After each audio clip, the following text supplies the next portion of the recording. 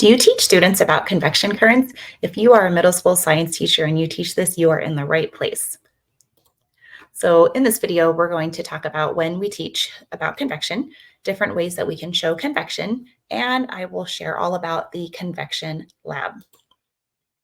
And anything that I have that there are links, they will be in the description below. All right, so when are some times that we teach about convection? We might teach it during our heat transfer unit when the kids are learning about conduction, convection, and radiation. Maybe in our weather unit when we're teaching them about air pressure and how winds form, or ocean currents, and also when we're teaching about Earth's interior and convection currents in the mantle. So this is all based on the blog post on my website, and like I said, any of the links will be in the description below. So let's go ahead and talk about ways that you can show convection. And any of these you can do as a lab or a demo. It's completely up to you. So the first one is the tea bag. And I actually have a video that I want to show you. And this is really cool. I struggled with it for days. It wasn't working. I had different tea bags and things like that. So let's go ahead and talk about that first, and then we'll come back to the other ways. So all you need apparently is just a regular Lipton tea bag. So a regular Lipton tea bag, you're going to take the staple out and then empty the contents, and then you're going to open it up so it stands in a very tall column. Set that down, and then you'll just light the top with a lighter or a match and observe what happens. So I'm going to show you this video, and I'm smiling a lot because you'll see the excitement. You'll hear the excitement that my son had, and me. I was completely shocked that it finally worked. This was literally after days of it not working and me getting frustrated. So let's go ahead and watch that video.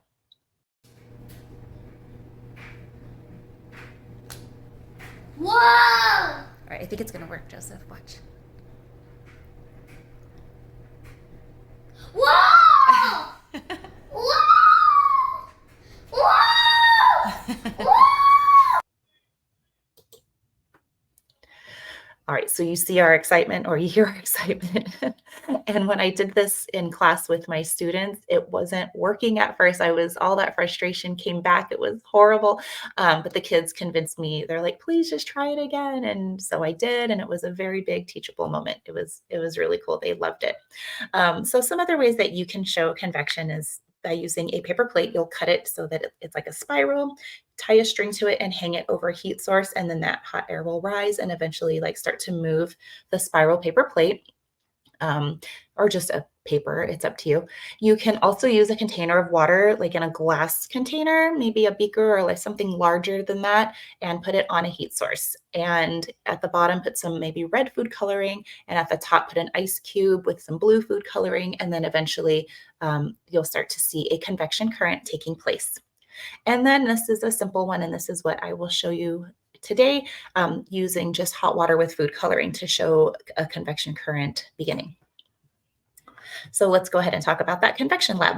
We'll go over what's included in it, the materials that you need, when you'll use the lab, and then I'll show you the lab itself and then where you can get yours. So the Convection Lab comes with a PowerPoint. I like to show my students a visual while they're working so they can keep track of the steps that the majority of them are on. It will come with the video tutorial, which is the video that you will see in a moment, a lesson plan for you, and a shopping list also, and then a student lab sheet and an answer key for easy grading.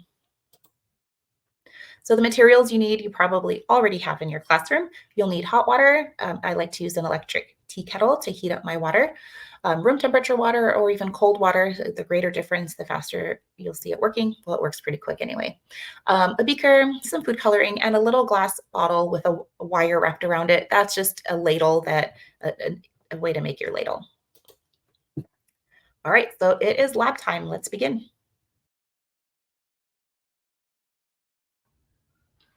All right, so let's go ahead and do the Convection Lab. Here are the materials that we're using. I've got room temperature water. I have hot water in here and some food coloring that we're going to add to it. I have a beaker and a glass little bottle with a wire around it. So I want to show you that really quick. Whoops. These are just craft bottles, like little glass jars or whatever. So that I bought a bunch of those, and I used wire to make a little ladle. All right, so you might also want a funnel to pour. It's up to you, however you want to do this.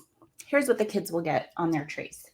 They will get the water, the beaker, and then the glass bottle already filled with hot water. So I'm just gonna, I usually go like this and then I pour it in. I make a big mess, so for this purpose, I'm just gonna scoop it in and then go like that. All right, so here's the glass filled with hot water. And when they get to their lab stations, they will pour the room temperature water into the beaker. If you can get them at least 150 milliliters, that'd be perfect. 200 milliliters is good too. And then all they're going to do is carefully, it's kind of hard to hold. Hold on a second. So the water is hot. I did this in the microwave. You can also, I use an electric tea kettle in the classroom, and I heat it up before every single class. Like while I'm going over the lab, the water is getting hot. That way the temperature difference is really great. And all they're going to do is put this directly into the beaker. They're not pouring it in. They're just going to place it into the center and then let it stand there at the bottom. And what they'll see is that the hot water rises. So you can actually see it moving. They're going to look at it at eye level. And this is what they're going to notice with convection. So the hot water is going to rise up out of the glass bottle to the top of the beaker. And I bet if you give it more time, they might even see it start to sink to watch a convection current happening. But at the very least, they're getting this piece of it where the hotter material is going to rise. And then they just have to make the connection that when it's cool, it sinks. There's other great like videos and things you can watch to see the whole thing happening. But I guess if over time, we might be able to see it in this lab. So for this purpose, we're just showing them how the hotter material will rise, starting that convection current, and then it'll eventually sink. And then we don't have a source of heat down here. If we did, it would rise again. So that's convection, and a quick way to show students about it, and you can relate it to other things you are teaching them in the future. And that is the Convection Lab.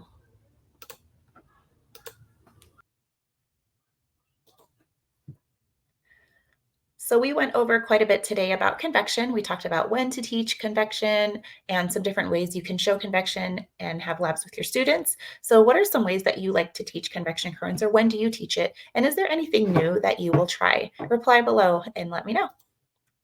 And you can get your Convection Lab at Teachers Pay Teachers. So the link is below, or you can just search Aloha Monday Teaching.